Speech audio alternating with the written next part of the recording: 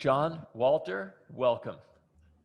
You two have been titanic forces in promoting freedom and capitalism. You're both fans of Milton Friedman. And 50 years ago, Milton published a famous essay, The Corporate Social Responsibility of Businesses is to Maximize Profits.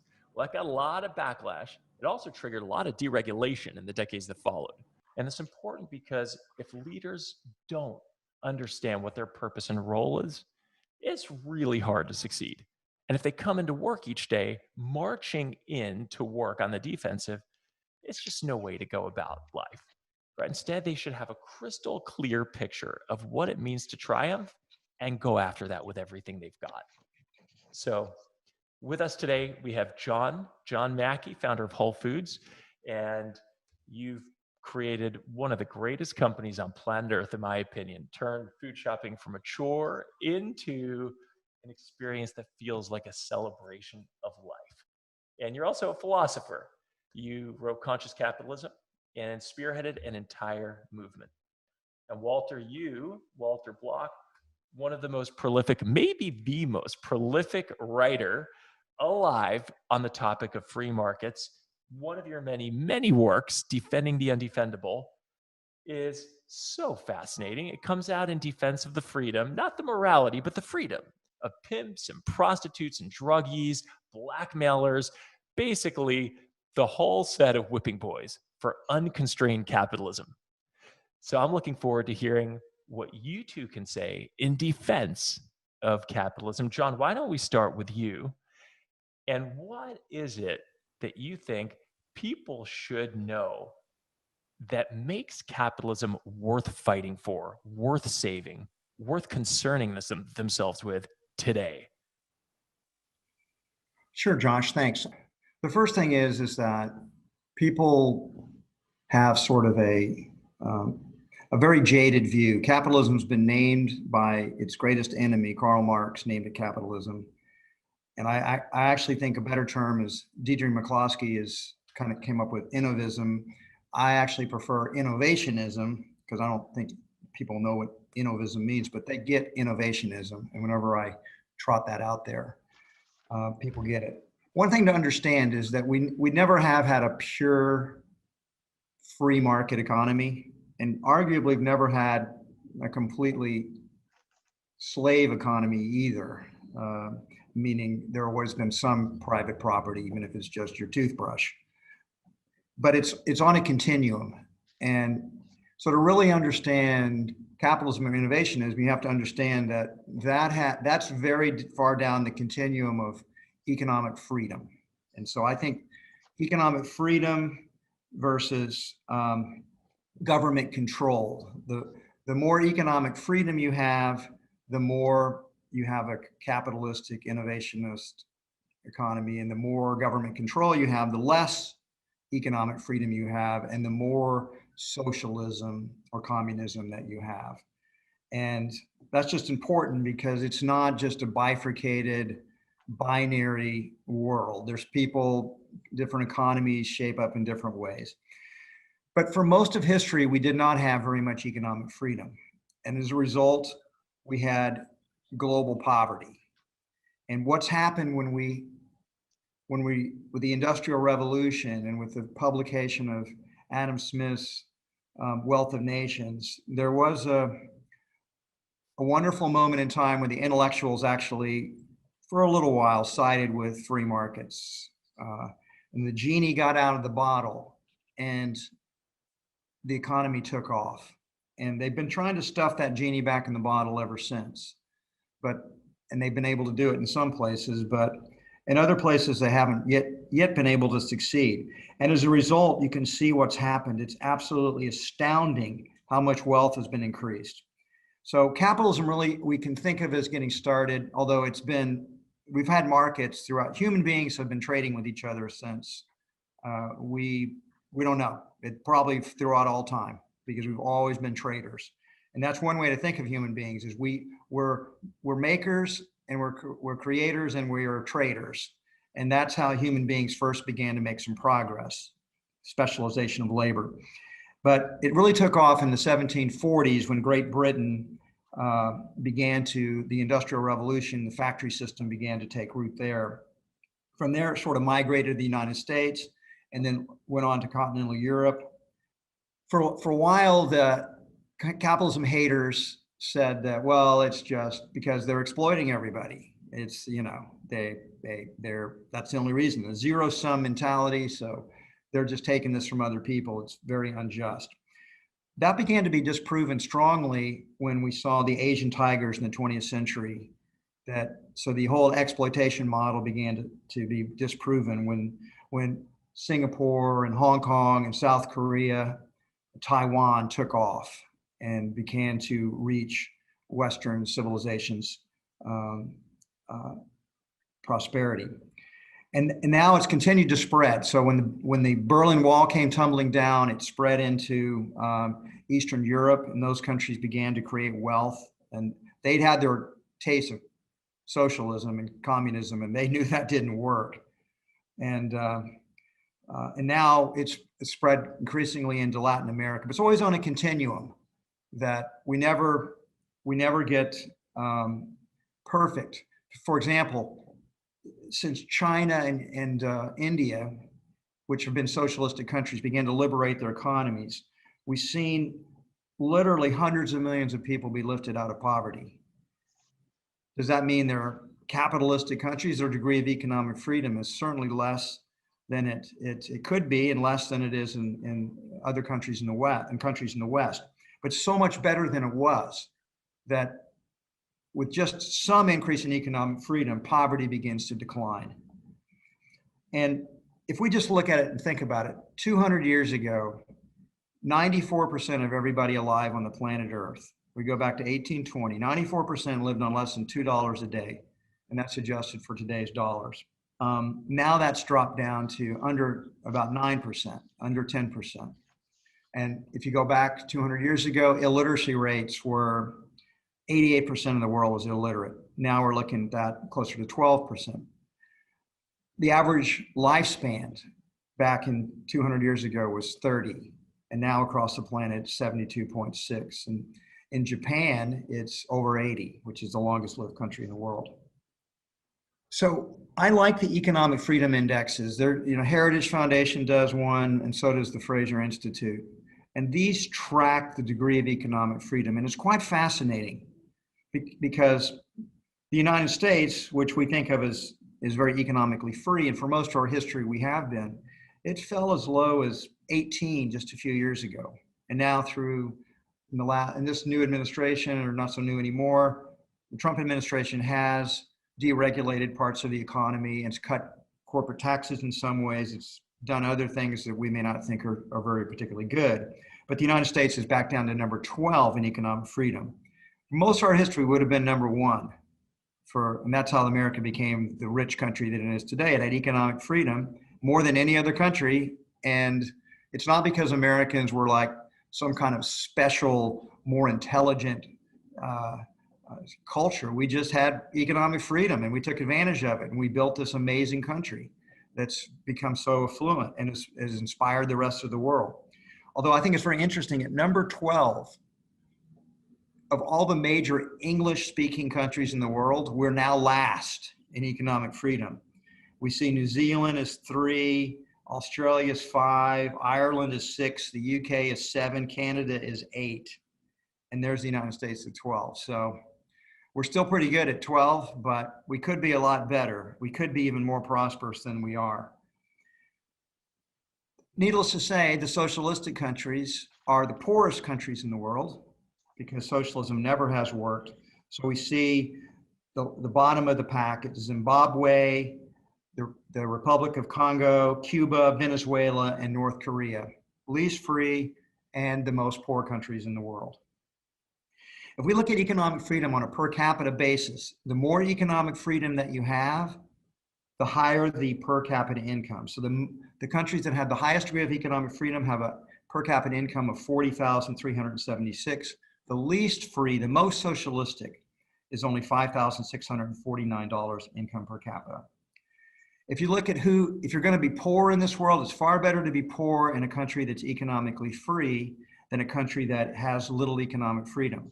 Because In the most free, the poorest people make $10,660. That's their income earned. And the least free, it's only about 10% of that at $1,345.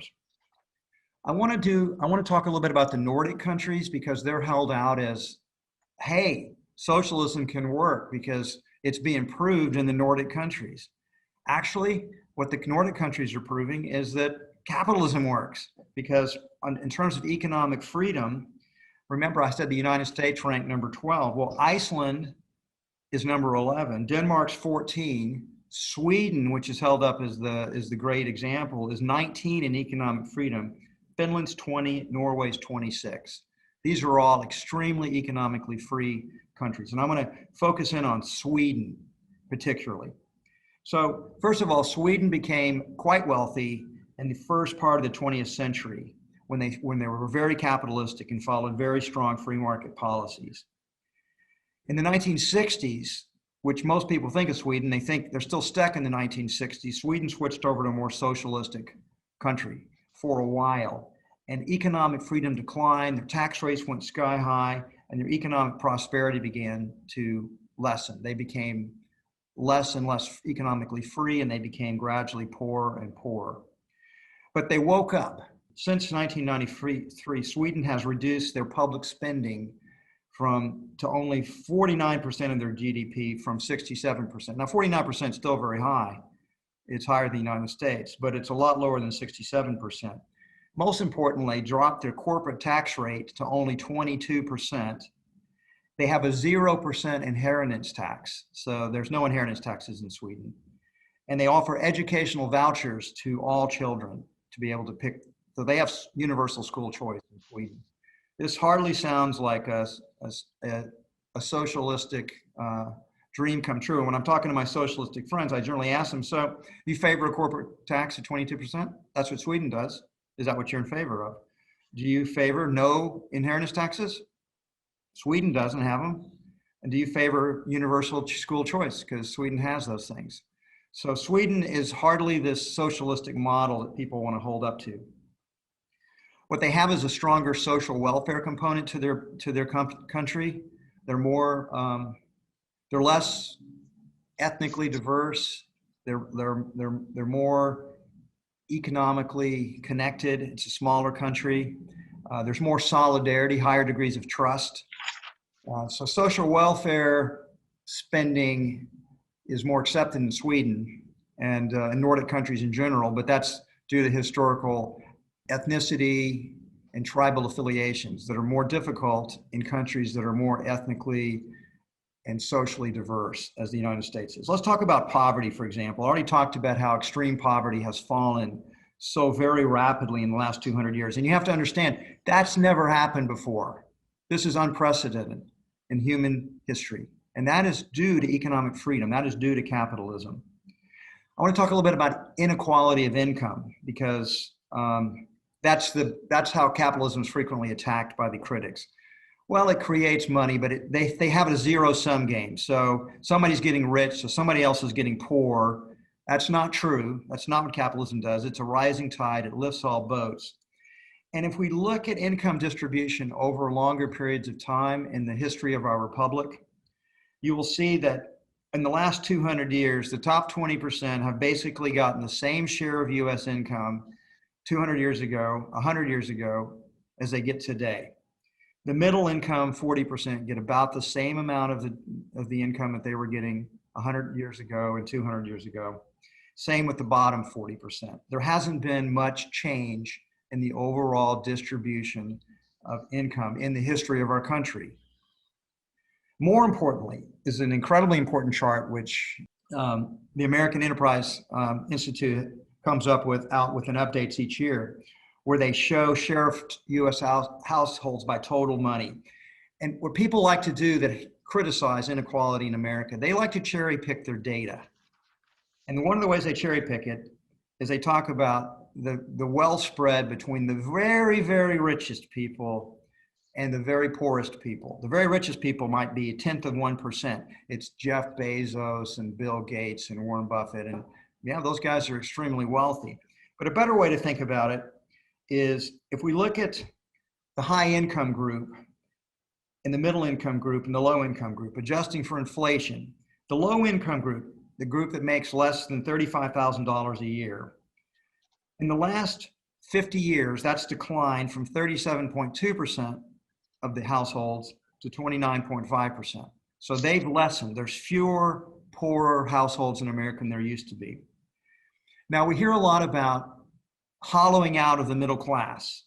And I suppose technically that's true, because if you look at the household incomes of people that made between $35,000 and $100,000 in 2017 dollars, that's declined from 53.8% of the population to only 41.3%. That's a pretty significant drop, right? That's a 30% drop. Oh my God, the middle class is being hollowed out. This is a terrible thing.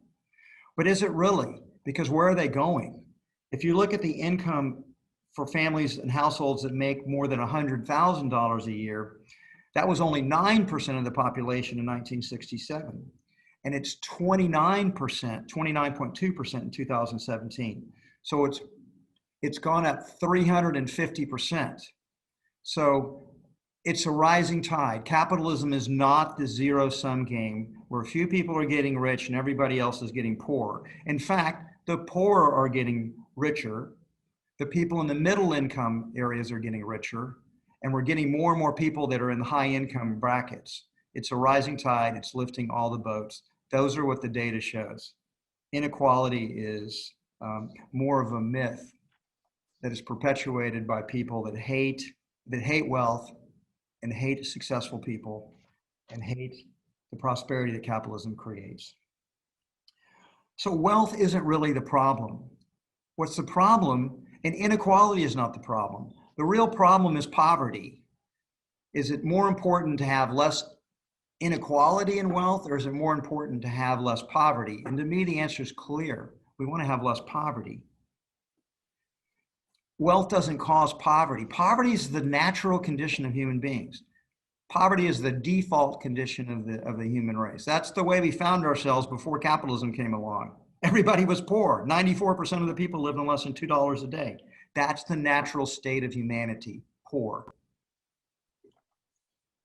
Capitalism is creating wealth for billions of people. It's not a zero-sum game where somebody gets rich and somebody else gets poor.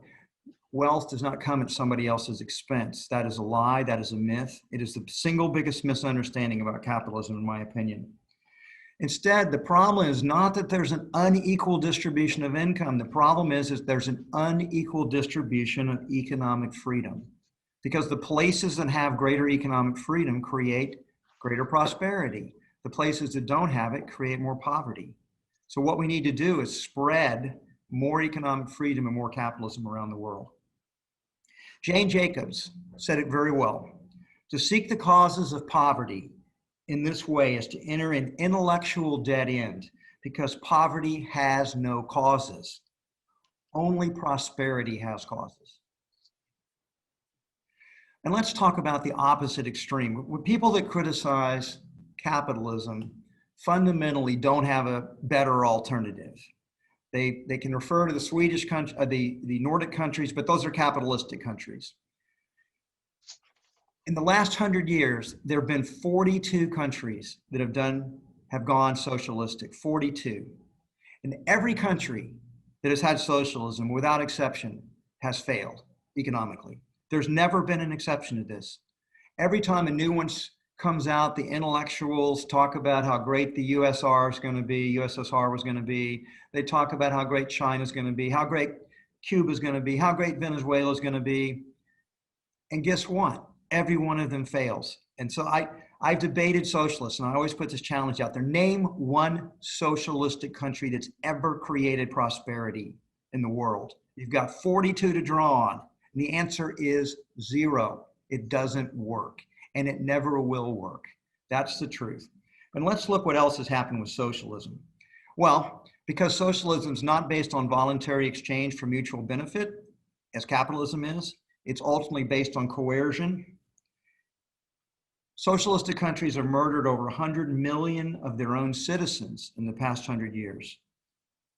It's consistently created poverty wherever it's become the governing philosophy. No exceptions. Venezuela, North Korea, Cuba, China, Eastern Europe, the Soviet Union, they all created massive poverty. Because it's based on government coercion instead of freedom, individual freedoms and rights are inevitably suppressed. They always talk about creating more liberty and more freedom for people, and they always do the exact opposite.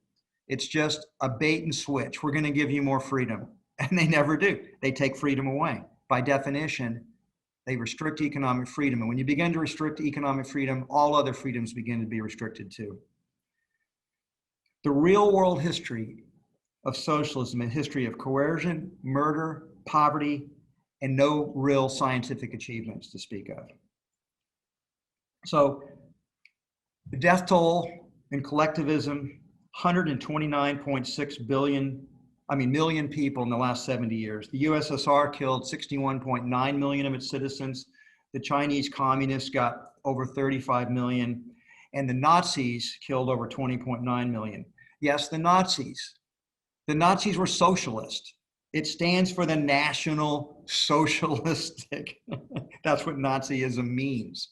I find it always interesting. People want to talk about capitalism as Nazism or fascism. No, fascism and socialism, fascism and Nazism are socialism. They were socialistic governments. That's what they adhered to. That's what they aspired to. So there's not this left and right divide. The real divide is between economic freedom and the lack of economic freedom, between capitalism and socialism. And fascism and Nazism are just variants of socialism, just another form that was defeated primarily by the Free West and the Soviet Union at that time. But because the intellectuals loved communism and socialism, they want the big lie that was told was that Germany and Italy were not socialistic, but they were. And that's in the name. That's why we hear Nazis rather than National Socialist. All of the Nobel Prize winners that we've achieved in the last 100 plus years, they've all come from places that have high economic freedom. The United States has 368 Nobel Prize winners. The UK has 132, Germany 107, France 62, Sweden 30, Switzerland 26, Japan 26, and Canada 23. Socialism does not create economic achievements. It doesn't win Nobel Prizes. Capitalism is ethically superior to socialism. One of the things they want to argue is, yes, capitalism may create prosperity, but it's fundamentally evil. It's based on selfishness and greed and exploiting other people. No, that is a lie. Capitalism is based on the principle of voluntary exchange. No one has to trade with a business. No customer has to go shop nobody has to shop at Whole Foods Market. They don't like it, and most people don't like it, they go shop somewhere else. If nobody has to go work for a company, you have many competitive alternatives in the marketplace. People quit Whole Foods, for example, every single day. Every single day, we have people quitting our company and getting jobs that pay them better or have superior working conditions to what they were getting at Whole Foods. Nobody has to trade. No suppliers have to trade with the business. When Whole Foods was a public company, nobody had to invest in the company. It's all based on voluntary exchange for mutual gain. Socialism, on the other hand, is fundamentally based on governmental coercion. It coerces people. It forces people to do things. And what does that mean? Ultimately, it's coercion with guns. You get arrested, thrown in jail, somebody comes with guns if you don't comply. Because capitalism is based on voluntary exchange, that creates mutual gains, mutual prosperity. And socialism believes in the myth of the zero-sum game. Somebody gaining, somebody else is losing. That is a lie. That is a fundamental lie that's told about capitalism. Capitalism has competition, and that competition forces business to innovate, to get better, to provide better service, better products. That competition, if you don't get better, you eventually go out of business. Socialism doesn't allow competition. Socialism thinks it all should be monopolized by the state. The government should control everything. And when that happens, you have no incentives to get better. And that's the fundamental reason why socialism stagnates and doesn't work. There's no incentive for improvement. We all know this. Whenever we deal with government agencies, from getting the new driver's license to Social Security, we wait in line. There's apathy. Nobody cares about us. There's nobody, because what can you do? What's your alternative? When we're dealing with the government, you basically have to take what's given to you. It's why our schools aren't very good and they're government controlled. As healthcare is more regulated, healthcare gets worse and worse and worse.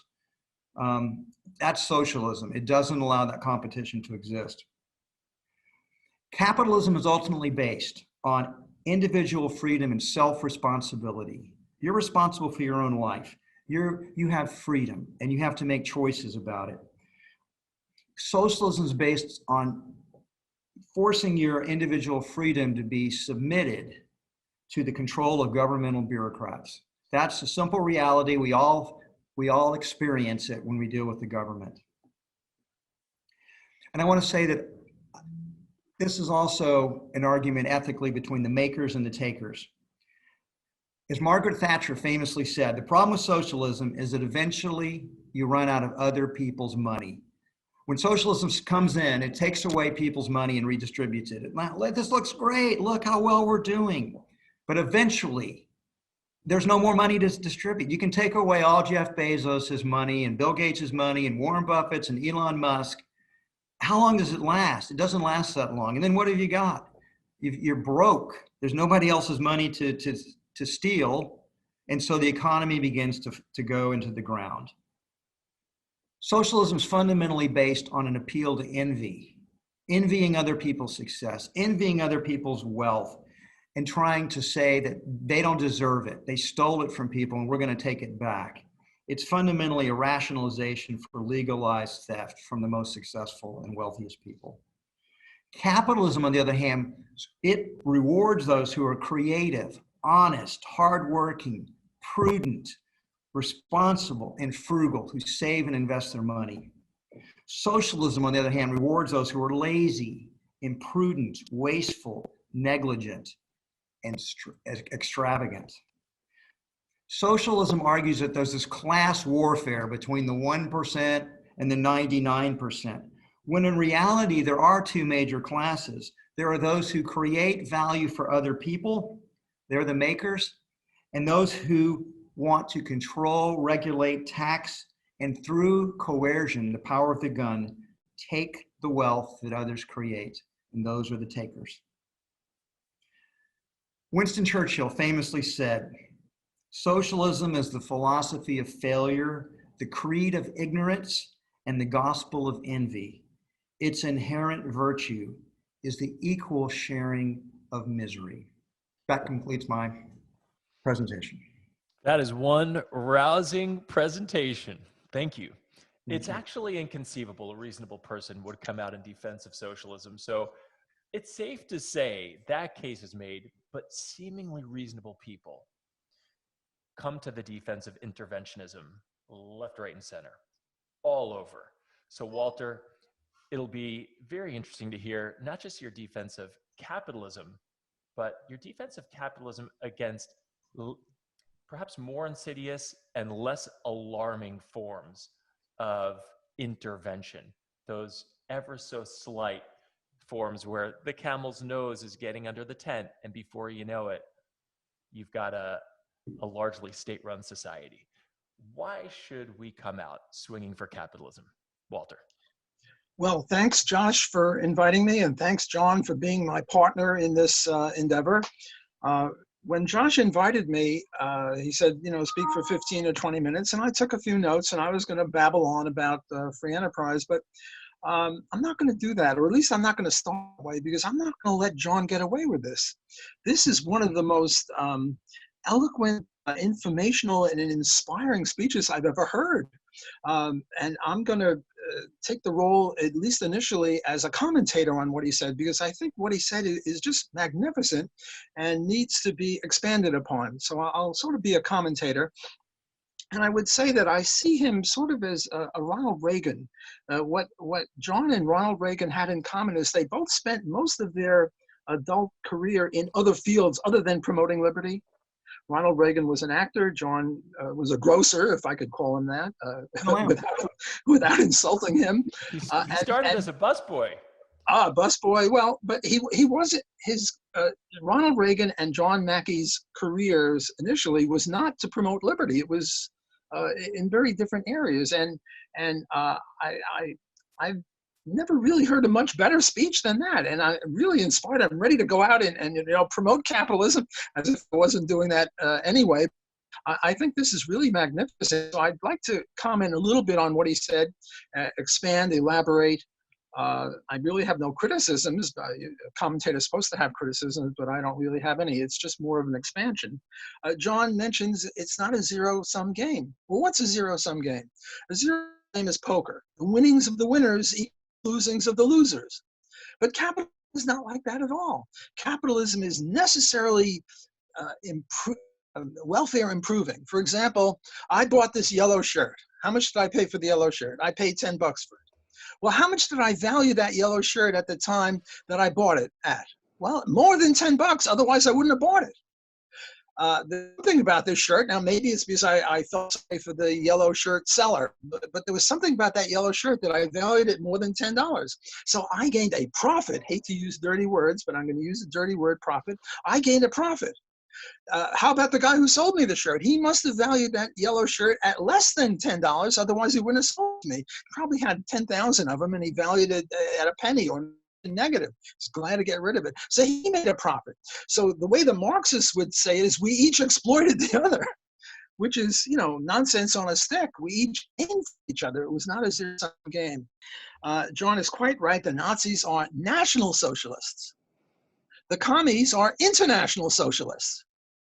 Well, what's the big difference? Who cares whether it's national or international? It's socialism, and it's a problem. Now, John did mention incentives. Why is it that no socialist country ever improved wealth? And he mentions incentives. I would just add Hayek and Mises. Hayek mentioned informational flows. Even if we had super duper computers and everybody knew everything, how could the central authorities know what Hayek calls the specific knowledge of time and place? For example, I know that Joe is a better worker than Charlie on this, and Charlie is a better worker than Joe on that. How the hell is the Central Planning Bureau ever going to find out that sort of a thing? And that's what Hayek mentioned. And Mises mentions chaos, economic chaos. Unless we have prices that reflect scarcity and desire, we don't know whether to make railroad ties out of iron or platinum. Look, platinum is better. Maybe we should make all railroad ties, rails out of platinum. Well, no, because platinum has a higher price, which indicates that it's got more important uses. Than we can't waste platinum on railroad ties. So Mises is making points like that. The last point I want to do as my commentator, before I get into some points of my own, is this hollowing out of the middle class. Well, first of all, it's hollowed out under a mixed economy. So we don't know if it's hollowed out because of capitalism or in spite of capitalism. That's an unknown issue. By the way, this shirt is a shirt based on, I do 5Ks and half marathons and stuff like that. And I tell you, in a half marathon, the whole thing gets hollowed out. There are people that, are running a half marathon in about an hour, and my time is about 3.5 hours. I'm a race walker. I don't run. I've had too many surgeries to run anymore. By the way, I was on the track team with Bernie Sanders, and he and I had roughly the same views, and I've changed a little. He hasn't. The point is, there's nothing wrong with hollowing out, even if it occurred under pure laissez-faire capitalism, which, as John says correctly, we never had. But even if it did, what's wrong with hollowing out? We have hollowing out in races. We have hollowing out in chess, chess rankings. Maybe there are very few people between 1700 and 1900. A lot of people are grandmasters and a lot of people are wood pushers. There's nothing wrong with hollowing out. Per se. It just means that some people are very, very productive and other people are not that very productive, and there are very few people in the middle. So what? I don't see that as a problem. Okay, that ends my commentating on John's beautiful, beautiful talk. I want to just mention a few other points. One point is, how do you become an employer? How do you become a firm? John mentions that at one time, prehistory, we had trade, but everyone was working for himself. There was a time before there were companies. How did a company arise? And the reason I mention this is our friends on the left are always saying, well, companies are exploiting workers, and I want to get into that. Well, okay, let's say the three of us here, and Cheyenne is the fourth here, we're each independent workers. And John, I'm going to make him the employer. How does he become an employer? We're each working, we're sort of hand to mouth, and you know, we're above subsistence level a little bit, but we're not very rich. And what John does, what he necessarily does is he saves, and the three of us don't save anything. And now John saves a little bit, and he comes to Josh, and he says, hey, Josh, come work for me. I will pay you more than you're making on your own. And how can John afford to pay Josh more than Josh is making on his own? Because specialization and division of labor. If John and Josh work together, they can produce more than twice as much that either of them separately. That's how a firm starts. There's nothing wrong with a firm. There's nothing wrong with a business firm. There's nothing wrong with a company. It just starts because some worker hired another worker on a voluntary basis and was able to pay him more in salary than he was making on his own. How do we get a corporation? Well, a corporation is just a legitimate contract where people say, look, if you want to sue us, you can only sue us for the amount that we put into the corporation. Not if we, you know, violate rights or something, then we're responsible. But if you have a problem, you know, like you sold us a shirt and the shirt didn't work, we're only liable for the amount we put into the firm. Don't like it? Don't buy from a corporation. There's nothing wrong with the corporate form. Okay, the second point that I have in my notes, now I'm giving my own speech apart from what John said, voting with the feet. Voting with the feet is very important. Now, you think voting with the feet is you take your foot up here. By the way, I don't have shoes on, you can see. And you go into a ballot box and you sort of press the thing. Instead of with your finger, you press it with your feet. No. That's not what voting with the feet means. What voting with the feet means is looking at migration and immigration patterns. You know, they say that the U.S. is a racist place. Well, are blacks leaving? No, blacks aren't leaving the U.S. Blacks are trying to come into the U.S., from which we deduce that there's something about the U.S. that's better for blacks than wherever it is that they're coming from. Were the Jews trying to get into Nazi Germany or out of Nazi Germany? Well, you know, that's, you know, an easy one. They were trying to get out, from which we deduce that for some reason it wasn't so good. Black people in the 1930s were trying to get out of the South and into Detroit and Philadelphia and other places like that, from which we deduce that things were better for them there. Well, where are the migration patterns? From socialism to capitalism, or from capital to socialist place? Anyone trying to get into Venezuela? Anyone get into Cuba? No. I mean, if you're in Cuba, you're trying to get out. You're trying to go to Florida. You're in Venezuela, you're trying to get out of there, which is a very eloquent way of seeing what's going on. Because, you know, government statistics can be, I mean, Venezuela's statistics, for all I know, can go up. And then the Cubans are always bragging about, you know, under Fidel that they have better education or this or that or medicine. They're trying to get out, which indicates to me in a very big way what's going on there. John mentioned Jane Jacobs. I want to mention Peter Bauer. Peter Bauer is I'm a fan of his, as is John of Jane Jacobs. Peter Bauer has done more of a major contribution to African poverty and why it is that certain African countries are doing well and other African countries aren't doing well. So I thought I'd mention him. And guess what Peter Bauer found? Yes, free enterprise plays a very significant role. I want to also talk about Black poverty. Why is it that Black people are so poor? Well, one reason is that their families are not forming. Not that they're breaking up, they're not forming in the first place. And what is it? Something like 75% of Black kids are brought up in families without a father present, with a non-intact family. Now, I'm not being a racist here. I'm not saying that there's something intrinsic in Black people that they can't form families. The very opposite is the truth. Let me give you an analogy. If you put a frog into cold water and you heat it up, the frog's metabolism is such that it stay in there and get boiled alive. On the other hand, if you put a frog in boiling water, it just jumps out. Well, slavery was boiling water for the black family. Yes, slavery broke up the black family during slavery. You know, this person was sold here, that person was sold there. But in the aftermath of slavery, black people were getting together. There were ads in the papers in the 1870s, 1880s, 1890s. Joe, this is Mary. Let's get back together. We're a family. My research in the 1900 and 1910 census showed that the black and the white family were roughly as intact as the white family. It was a difference by a percentage or two, but the black family is very intact.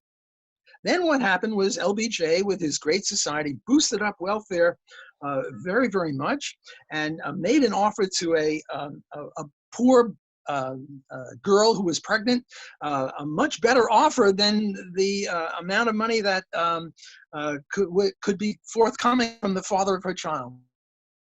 Why did this affect black people? Because they were more vulnerable, because they were, and if you a certain amount of money to rich people and a certain amount of money to poor people will take it to a greater degree. What is the rate of poverty of intact black families? It's in the single digits. There is virtually no poverty among black people where there's an intact family. So the analysis that I'm putting forth, and here I'm basing my analysis on Charles Murray in his book Losing Ground. That's why we have that problem. Not because of capitalism and not because of exploitation or anything like that. I wanted to talk about this guy, Applebaum, who wrote a piece attacking Milton Friedman. He says that, first of all, he calls Milton Friedman a free market ideologue. Well, Milton Friedman was not a total free market ideologue. Milton Friedman favored antitrust and negative income tax. He was a road socialist. He opposed privatizing all highways. He favored the Fed. He opposed the gold standard. He had neighborhood effects. He even said we're all Keynesians now. Well, you know, no free market ideologue can ever say we're all Keynesians now. So I think Applebaum misconstrues Milton Friedman's viewpoints. Also, Milton Friedman had a movement toward egalitarianism. He favored government support of education on neighborhood grounds effects, on the idea that if we only have privatized education, people will only have so much education based on whether it helps them or not. But there are spillover effects. There are external economies or economic externalities that benefit other people. So he said that the free market would misallocate resources into not enough education and into too much pollution. And Applebaum doesn't appreciate this aspect of what Milton Friedman was saying. Last point, and then I'll stop. Applebaum says that people make profits at the expense of society. No, they don't make profits at the expense of society. The way John Mackey made profits in Whole Foods was by providing people with a different grocery experience than that was available elsewhere. He didn't make profits at the expense of society. He made profits by supporting society, by supporting all of the customers and workers and other people that have anything to do with Whole Foods. So I will end now. I was honored to be able to be a commentator on John's excellent presentation, and I hope I added a few more points of my own. Thank you, Walter. Thanks, Walter. John, any questions, comments, reactions to what Walter shares before we launch into some questions from me? I made some notes. One thing he left out when he was talking about people trying to get out of Cuba and get into Florida, and the best historical example is the Berlin Wall. That was not built by the West Germans to keep the West German citizens from flowing over to the communist socialistic utopia of their neighbors. It was because they built it because so many Eastern Germans were getting the heck out of their part of Berlin so they could create better lives for themselves and their families. And I think Walter's insight there needs to be underscored. People vote with their feet. And I know Whole Foods, we employ literally thousands of immigrants that have come over to the United States. And United States, gosh, we have more immigrants in our country that weren't born here than, I don't know, the next three largest countries combined in terms of immigration. People will come over here of all ethnicities, all races, all countries. And I'll just tell you a story that kind of sums it all up for me. Okay. So a few years ago, I was doing a speech somewhere in Chicago, and I was a paid speech. So I got picked up. A driver met me at the baggage claim, and he had an accent, and I couldn't quite place the accent. So I said, "So, where are you from originally?" He said, "I'm from Bhutan." And it was like, Bhutan, what do I know about Bhutan? I've never been there. Oh yeah, Bhutan. That's the happiest place in the world. That's how it's portrayed, as the happiest place in the world. So I asked him, I said, Bhutan, you guys are supposed to be the happiest place in the world. Is that true? And he said, yes, we're very happy in Bhutan. And so then I said, well, if you're so happy in Bhutan, how come you're here? And he says, happiness overrated. No, my daughter is in medical school. My daughter is going to be a doctor. She could not be a doctor in Bhutan. Think about that. Think about what all that means, the implications of it. The coming over here for a better life for his, not just himself. He was probably working 2 jobs to pay for the medical school. And I'm sure she had some financial aid too, but what an accomplishment for his family. He was so proud of his daughter. Parents will sacrifice for their children and uproot themselves, go to a place where they don't speak the language, they don't know anybody, have any connections, to try to create a better life for their families. Guess where they migrate to? To capitalistic countries, always out of the socialistic countries. The reverse migration is practically nothing. Just actually a few socialistic ideologues who want to go over there. And I just think that's very important. The walls are built to keep people in to their utopian socialistic countries, and they want to get the heck out. And I think that says it all kind of right there in a succinct story. I'm going to steal this one. This is magnificent. Happiness is overrated. My God, that is beautiful. It was pretty funny. I was shocked when he said that. Hey, something I'd like to talk about, because we talked a lot about how prosperous capitalism has made the world. It creates more economic freedom. So it raises a very interesting question: is why do so many people dislike it? If it creates so much prosperity, if it creates better lives for people, why is it so disliked? I'm going to ask that question. I have an opinion about that, but I'm going to ask Walter what he thinks. I happen to have written an article on this. What we said was it's sociobiological. So let me talk a little bit about sociobiology. And again, to repeat John's question, why if capitalism is such a great system are most against it? So what's sociobiology? Sociobiology is the theory that says the way we are now, because we're hard to be the way we are now, because a million years ago, there were reasons to give more children into the next generation if you acted this way than acted that way. For example, most people are afraid of sex. Nobody's afraid of a bathtub. Who's afraid of a bathtub? The whole thing is ridiculous. Nobody's afraid of a bathtub. And yet bathtubs kill more people than snakes now.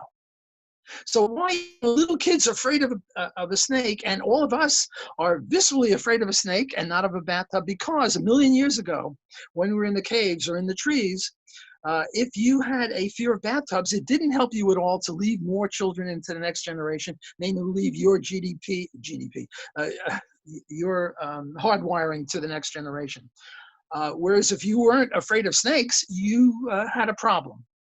So that would be one example of that. Well, how much trade was there?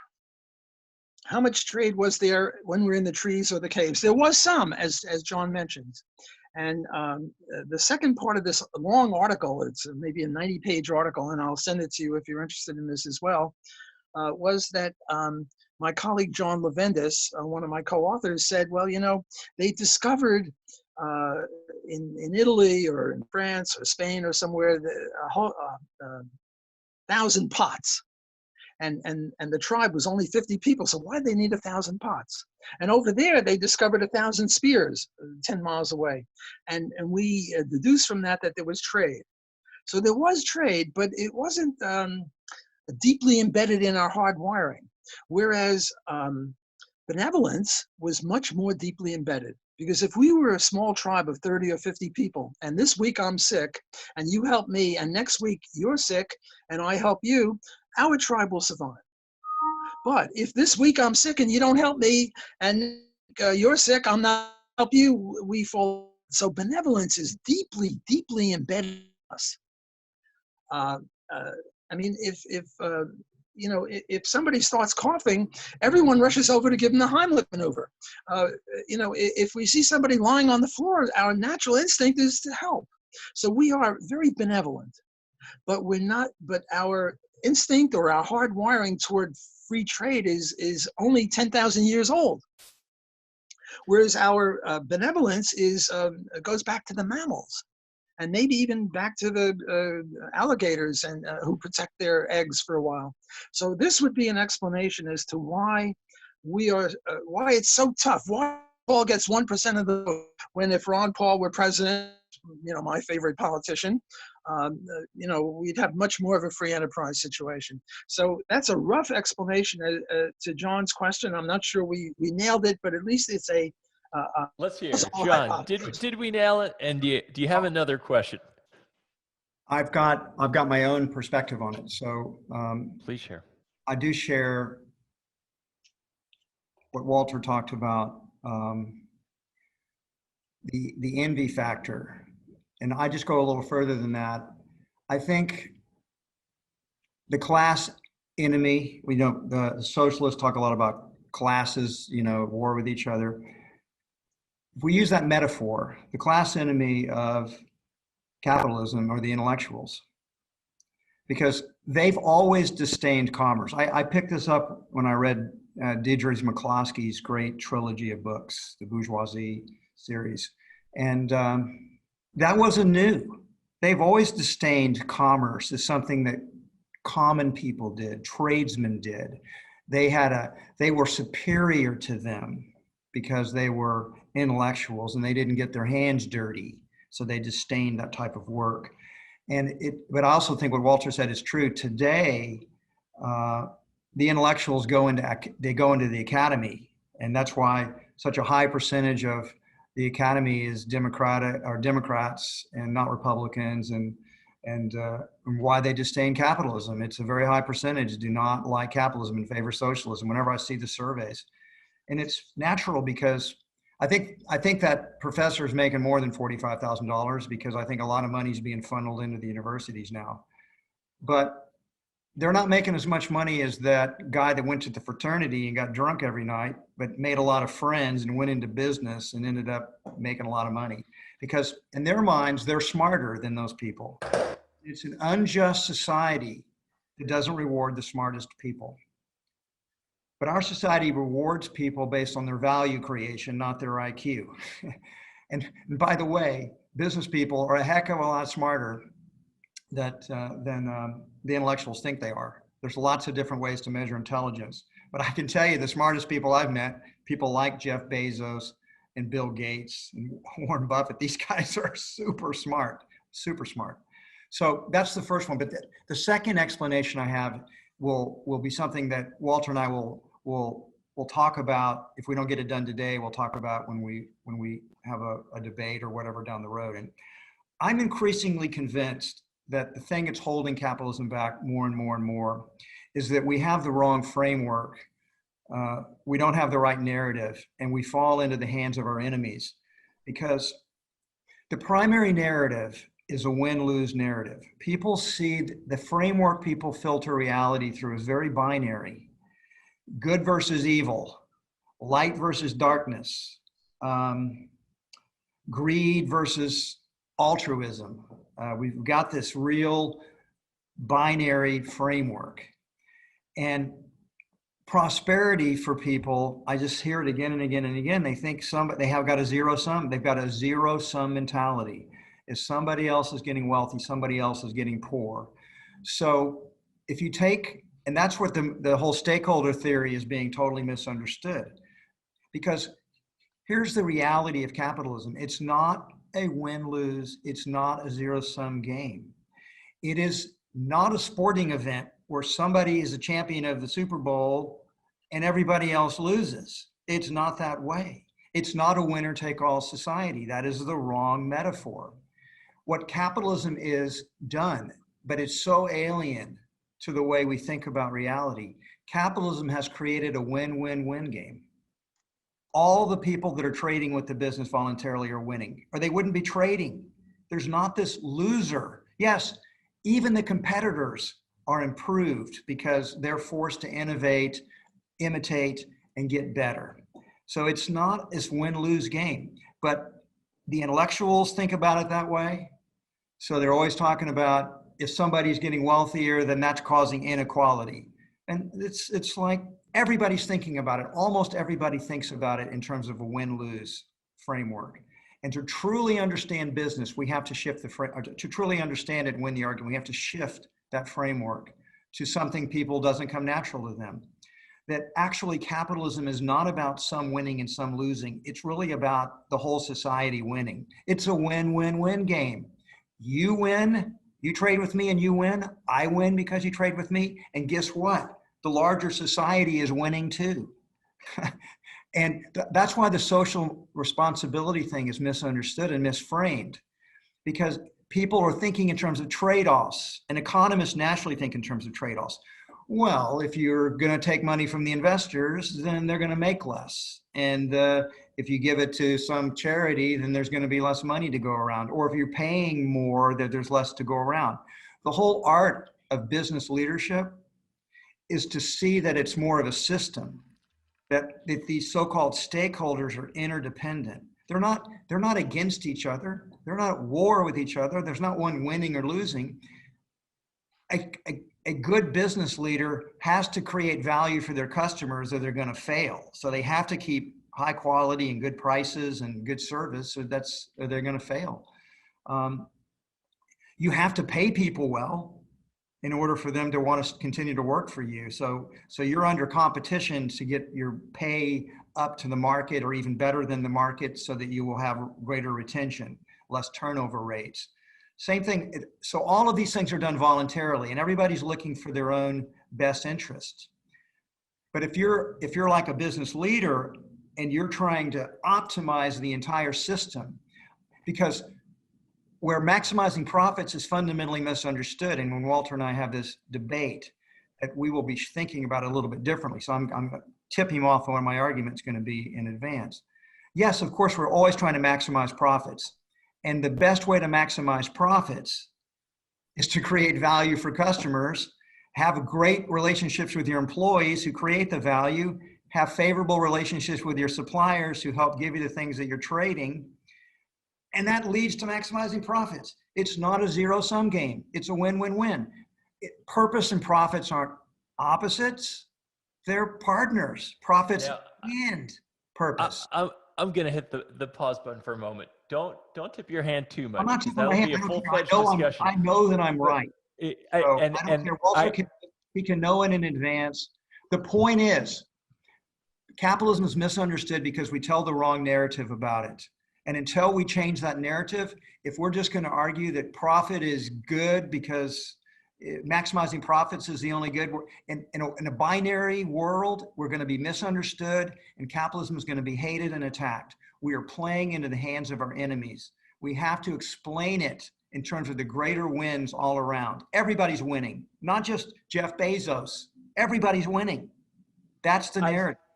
I suspect we are going to be in furious agreement, Walter, despite your inclination that there's a true debate. But before we dive into that, John, I want to challenge one thing you said, which is that it's not so intuitive for people to latch on to this mutuality. It's more natural to think of a zero-sum game. It's a harder concept for people to grasp. I think it is very intuitive. In this conversation, just as a microcosm, Walter was giddy at the exchange of information. He can't wait to latch onto your story and share that, right? And you ask him questions and you benefit. You share information and you both end up the better for it. If John had some fruit and Walter had some fruit and John gave you an apple and Walter, you gave him an orange, you guys trade, you're both happier. It's very intuitive. It does seem, John, more to your point, your second point, that it really is a matter of controlling the narrative. because it's such a simple concept that there's mutual benefit from interaction and trade. Look at the way business is explained, Josh. I agree. It's not hard to understand, but that's not the narrative that's used. That's not the metaphors that are used in business. The first series of metaphors are war metaphors. We're going to crush those guys. We're going to kill them. If it's not war metaphors, we go into the war room, we create a campaign, let's go inspire the troops. We're using military metaphors, which is war. And in war, you're trying to destroy the other side. Or we're using Darwinian survival of the fittest metaphors. It's a jungle out there. It's kill or be killed. Only the paranoid survive. So they're sports metaphors. In sports metaphors, there is the one winner and everybody else is the loser. Nobody remembers second place. And so these metaphors are how we think about business. We think in these hyper-competitive terms. And yes, competition is one element in business, but it's not the dominant. The dominant element in business is value creation for other people. It creates value for everyone who's trading with it. It's the most amazing system that's ever been created by humanity. And yet it's put in this narrow box of greed versus altruism, or your nonprofit or your for-profit. It's put in this morality play, and it's seen as darkness because, hey, statistically, 90% of the murders that you see on movies and television are committed by businessmen. In reality, business people are far less than 1% of the murders. But yet, that's how they're held up. They deliberately go dump everything they dump their pollution in the streams. They exploit their workers. They cheat their customers. They're terrible people. We always hear about the robber barons. They're morally horrible. The whole working class was exploited. It's the whole immiseration thesis that Marx put out there, and people still believe it. We don't tell the right narrative. I had a few comments I wanted to make, adding on again to what John is saying. I would just say it's not just businessmen, it's white male businessmen who are straight, because they're the only ones that it's safe to criticize, because if you criticize blacks or women or gays or anyone, you're evil. But white toxic males are, fair game. I wanted to get back to my theory. If sociology is a partial correct analysis of why we have such difficulties, how do you explain the three of us? How do you explain Milton Friedman or Hayek or Mises or Rothbard or Ron Paul? We are mutants. We're weirdos. We're different. Somehow, look, I started out like with Bernie Sanders. I had the views, but Ayn Rand, another mutant, converted me to free enterprise. So we're weirdos. Another issue is John mentions the Super Bowl.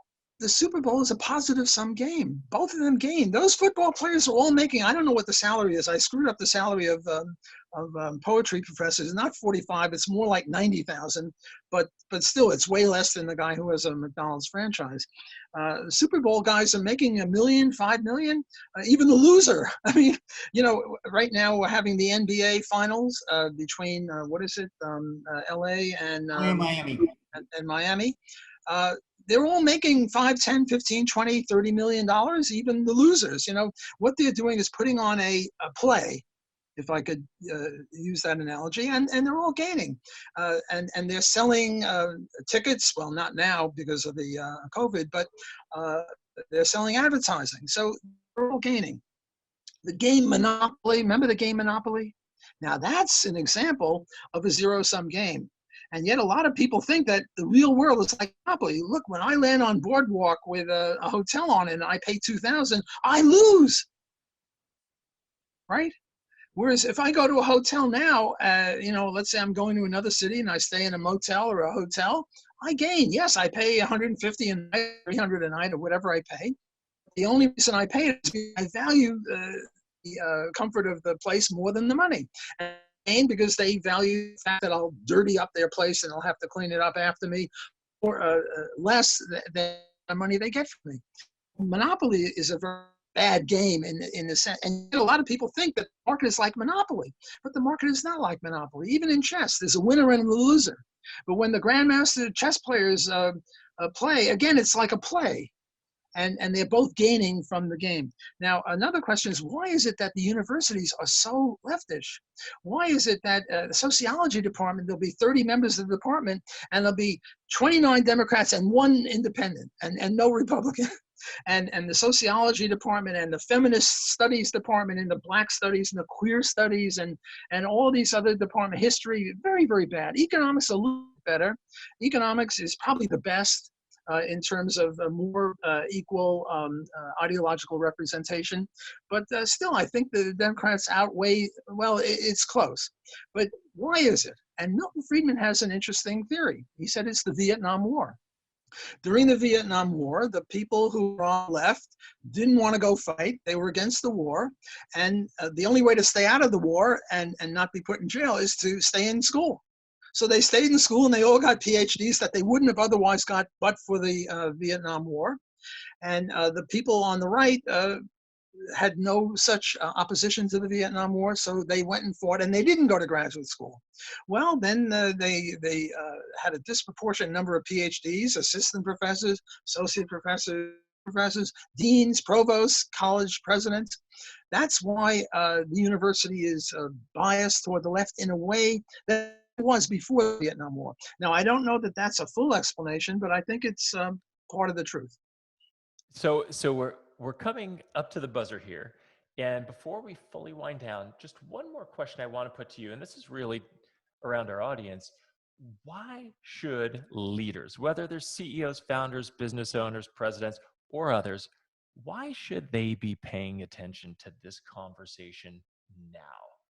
What makes this important to the CEO or the leader who has 200 emails they haven't read? And John, you've been in the trenches. You've been through this. When there are so many fires they're fighting, what makes this conversation germane and so relevant to them? Because if we don't fight for our economic freedom, the enemies of capitalism are going to take it away. And if business people will not defend the system that, it kind of reminds me of, well, I won't go there, but I was going to say it reminds me of something in Atlas Shrugged, but I think I won't use that reference in this conversation. But if business people will not defend the system that enables them to freely trade with each other, then they won't be able to keep it. I mean, the business people should be the defenders of capitalism. And I think Milton Friedman pointed out, they frequently do not defend it. And it's right now, people so much, I think a lot of times it's just like business people are not intellectuals. They more or less just want to be left, let me do my business. And so it's like, what do you want me to say? I'll say that, but just leave me alone now so I can get back to doing the business. I want to make trades.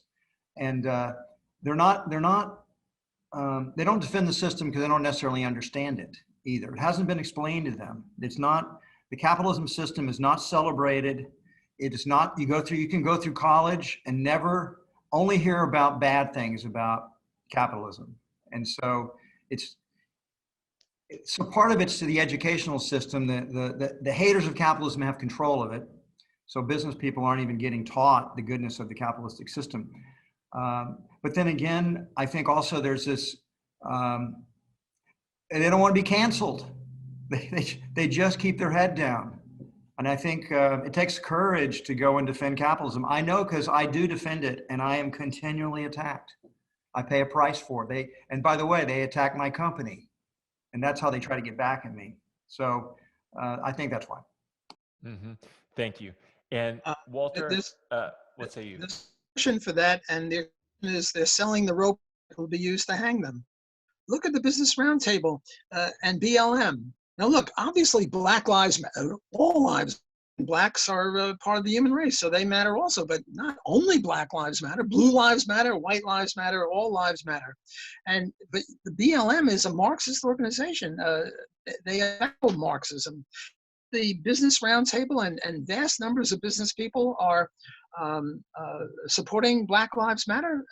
So now I'm attacking your colleagues, John, and and we both attack my colleagues, namely the intellectuals. So we're outliers, both in the business field for you and in the academic field for me. We're in a very, very distinct minority. And to answer Josh's question, why is this conversation important to be spread out, not only among business leaders, but students, among everyone? I have grandchildren. They're 5-year-old twins. I have a son and a daughter. I want them to have a better life. And they'll have a better life if we go more toward Switzerland, Hong Kong, or, well, not Hong Kong, but toward more economic freedom than if we go toward Venezuela. So I think that that's a very important reason why people should listen to this conversation. And I thank you, John, for creating it. Well, one closing point here, John. I know decentralization is one of the values you spoke about in your book, and to the extent you can enroll people in a company in decentralization and share the implications of that, it seems like you really could gain traction in promoting free trade.